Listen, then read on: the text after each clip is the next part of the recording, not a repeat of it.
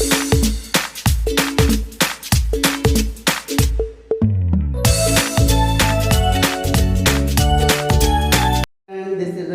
You are watching my channel Radhe academy. कैसे हैं आप लोग? अच्छे हैं। चलिए हम लोग 9th के ये 5th पार्ट लेके हम आपके सामने आए हैं। क्लास 9th की एनसीईआरटी में जो लास्ट पार्ट आपका फर्स्ट चैप्टर में मिलता है वो है लाज ऑफ एक्सपोनेंट से रिलेटेड क्वेश्चन। अभी तक हमने क्या क्या जाना?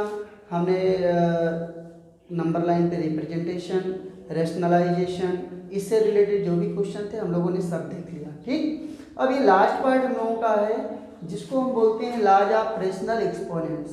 इसमें आपके 60 फार्मूले, इससे ज़्यादा भी फार्मूले आपको कुछ मिलेंगे, लेकिन कुछ जो मेन हैं और जो फेमस और इम्पोर्टेंट है उन फार्मूले के बारे में हम लोग डिस्कस करते हैं। तो नाउ हम टाइम को वेस्ट ना करके सीधे हम अपने टॉपिक पे आते हैं। ये आपके सामने लिखा गया है लाज ऑफ रेशनल एक्सपोनेंट्स। लाज ऑफ रेशनल एक्सपोनेंट्स, इसको आपने 8th में कुछ इससे आपने कुछ पढ़ा है। जैसे बाय द वे हम बात करें a की पावर m इंटू a की power n is equal to a की पावर n प्लस n। ये लॉ ऑफ एक्सपोनेंट का एक फेमस फार्मूला है। इट मीन्स अगर बेस इक्वल होगा, power will be different, then you add all the power. It means अगर यहाँ पे a की पावर m इंटू a की पावर n इंटू a की पावर r, a की पावर s, ये सब मल्टीप्लिकेशन के फॉर्म में हो तो देन हम बोल सकते हैं a की power m plus n plus r plus s plus t। Okay, after that your next formula a की power m divided by a की power n is equal to a की power m minus n। It means अगर कभी भी base equal है, power will be different, then your power will minus to each other. It means subtract to each other. तो ये formula हमारा क्या है? Second formula. ये भी बड़ा फेमस फार्मूला है आपके लिए। थर्ड है a की पावर m की होल पावर m, ये इक्वल टू होता है a की power m into n। It means power की पावर है तो पावर आपस में क्या होता है? मल्टीप्लाई हो जाती है। After that your next formula a की power m divided by b की power m is equal to a upon b की power m, otherwise a divided by b की whole power m। Means that if your power will be equal, then the base will be different, then a upon b whole power m. After that your next formula a की power m into b की power m, that is equal to a into b whole power m. It means अगर हम कभी भी base हमारा different है और power equal है तो बेस को मल्टीप्लाई कर लेंगे और पावर को एक बार हम टाइप कर देंगे। नेक्स्ट फार्मूला है, this is the very famous and this is the important for the competitive examination also. a की power 0 is equal to 1। It means किसी भी नंबर की पावर 0 हो, कोई कांस्टेंट वैल्यू है, वेरिएबल वैल्यू है, अगर उसकी पावर 0 लिखी रहती है, खासकर ये वेरिएबल के लिए एप्लीकेबल ज़्यादा है, तो वेरिएबल में कभी भी अगर पावर 0 है then always this is equal to 1। Next a की power minus n is equal to 1 upon a की पावर n। अगर पावर में निगेटिव है तो वो 1 अपान होके पावर पॉजिटिव हो जाएगा, पावर पॉजिटिव है तो 1 अपान होके पावर नेगेटिव हो जाएगा। ये आपने क्लास 8 में ऐसे क्वेश्चन आपने पढ़ा है।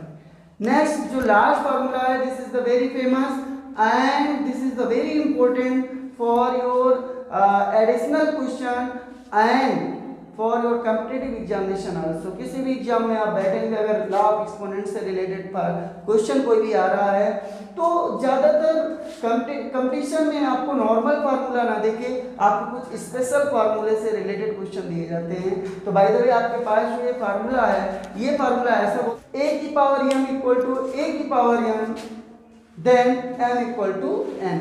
मीन्स दैट जब भी आपका बेस इक्वल होगा और power will be different, then अगर दोनों की दोनों वैल्यू इक्वल है तो पावर भी क्या होगा? इक्वल हो जाएगा। इसी पे एक फार्मूला और बनता है कि इफ a की power m is equal to b की power m then a equal to b। अगर पावर इक्वल है तो उनके बेस भी क्या होते हैं? इक्वल हो जाते हैं। ये फार्मूला बहुत इंपॉर्टेंट है और आपको कंपटीशन में आपको यहाँ भी करने के लिए ऐसे क्वेश्चन बहुत बार मिलेंगे। ठीक है, तो ये रहा आपका फार्मूला का सेशन। आफ्टर दैट हम लोग टेक करेंगे एक एक फार्मूले से एक एक क्वेश्चन कम से कम, और इससे रिलेटेड क्वेश्चन आपको आ गया तो then number system will be finish. आपके पास ये 5 क्वेश्चन बोर्ड पर आपके हैं। अब हम लोग इस क्वेश्चन को सॉल्व कैसे करेंगे। अपने पास जो 5 लॉ ऑफ एक्सपोनेंट आप दिए गए थे, बड़े important law of exponent starting के थे, और उन्हीं लॉ ऑफ एक्सपोनेंट के अकॉर्डिंग हम लोग ये 5 क्वेश्चन सॉल्व करेंगे। इससे रिलेटेड बहुत सारे क्वेश्चन आपके NCERT, RD Sharma, R S Agarwal सब में आपको मिलेंगे, बट हम कुछ एग्जाम्पल लेके आपको हम समझा रहे हैं।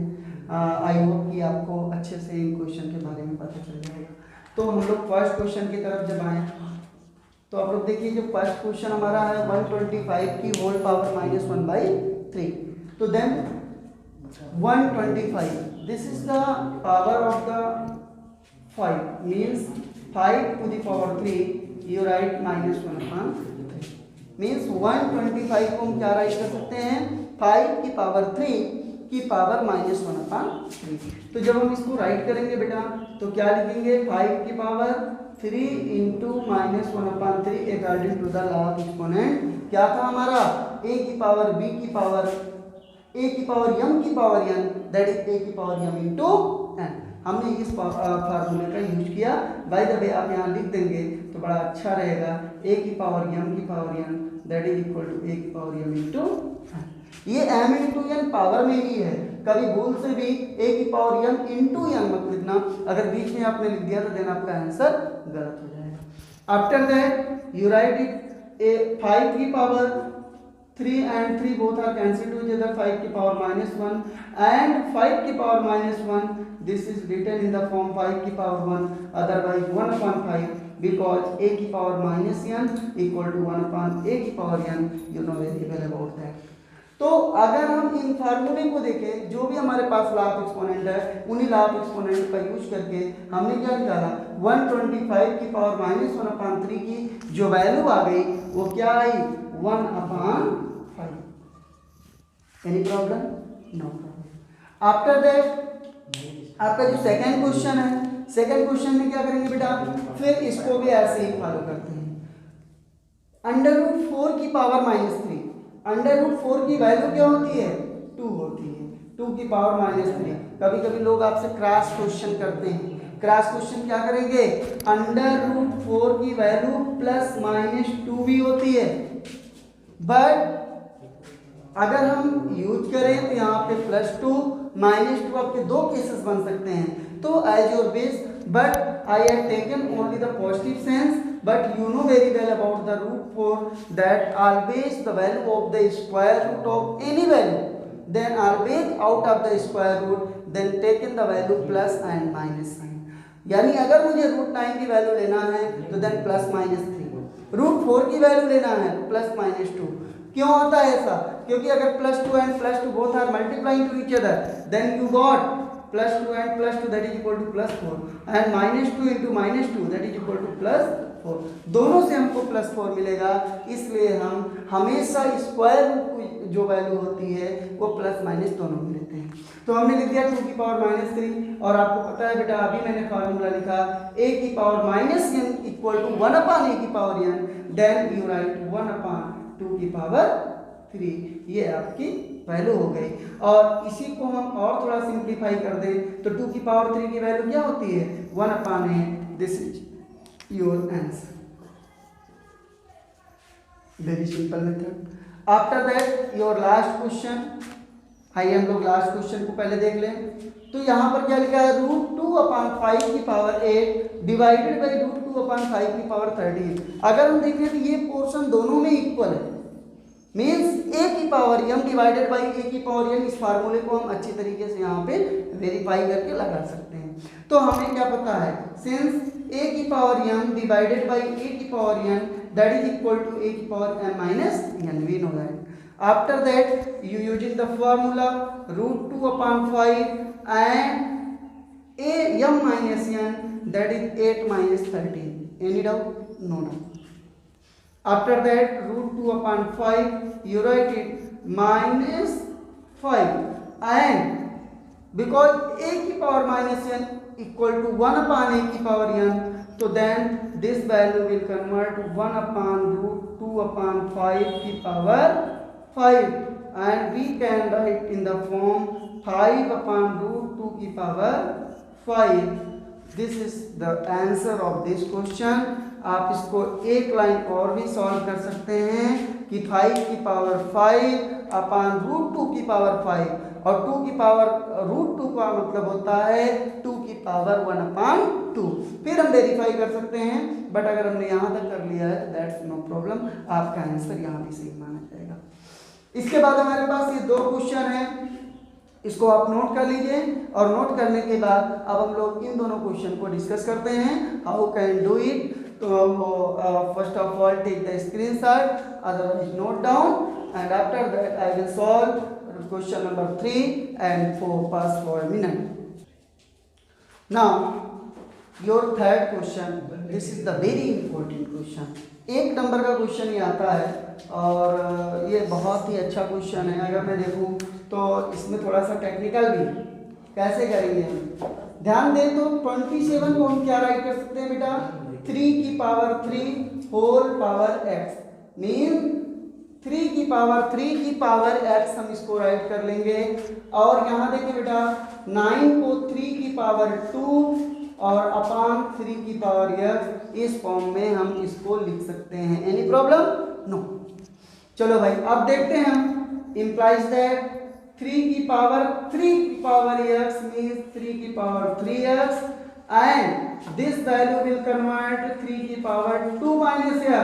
कौन सा फार्मूला यूज किया आपने, सिंस a की पावर m की power n equal to a की पावर mn.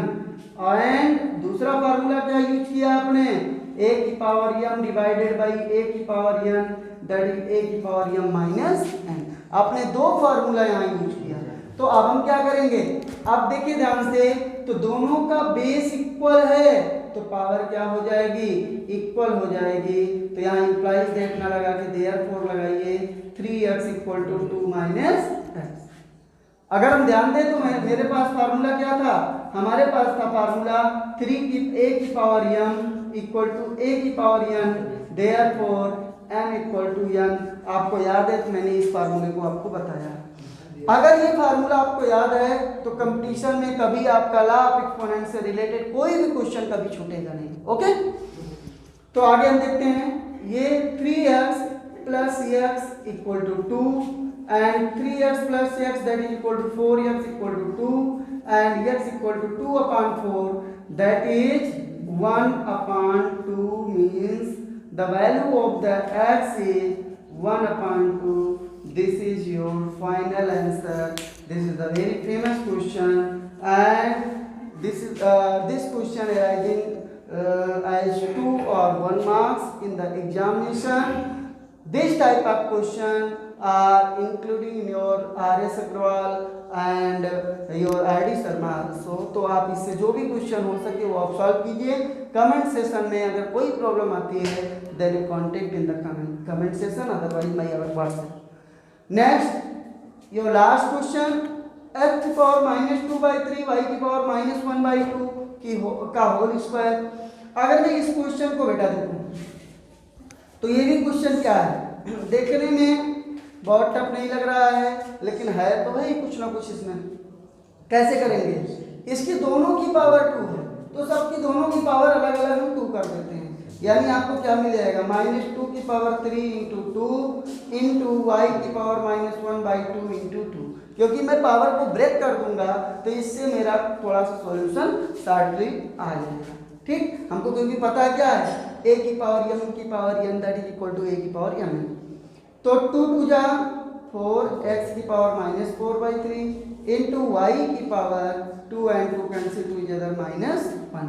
अगर मैं बात करूं तो ये क्या हो जाएगा, ये हो जाएगा x की power -4/3 upon y. This is your answer. इस तरीके से आप एक नहीं कई क्वेश्चन आप लॉ ऑफ एक्सपोनेंट से आप कर सकते हैं. तो ऐसे क्वेश्चन आपके लिए बड़े इंपॉर्टेंट है. इस पूरे नंबर सिस्टम की कड़ी में ये आपका लास्ट टॉपिक था. अब जो नेक्स्ट सेशन आएगा वो आपके लिए कुछ इंपॉर्टेंट क्वेश्चन का सेशन होगा, कुछ हार्ट्स के क्वेश्चन होंगे, कुछ आप ऐसे क्वेश्चन के बारे में जानेंगे जिनका आपके एनसीईआरटी से कोई रिलेशन नहीं है। तो आगे मैं यही चाहूँगा आप ये 5th पार्ट देखने के बाद 6th पार्ट आप गैप नहीं करना, जिससे आपका नंबर सिस्टम का पूरा जो भी पोर्शन है, चाहे वो किसी भी बुक से आपका है, जो भी फार्मूला आप टच करना चाहें, जो भी क्वेश्चन आप करना चाह रहे हैं, तो उसको हम करवा सकें और आप उसको देख सकें। तो don't leave the 6th part of the number system. So welcome and thanks for watching my channel Radhe Academy.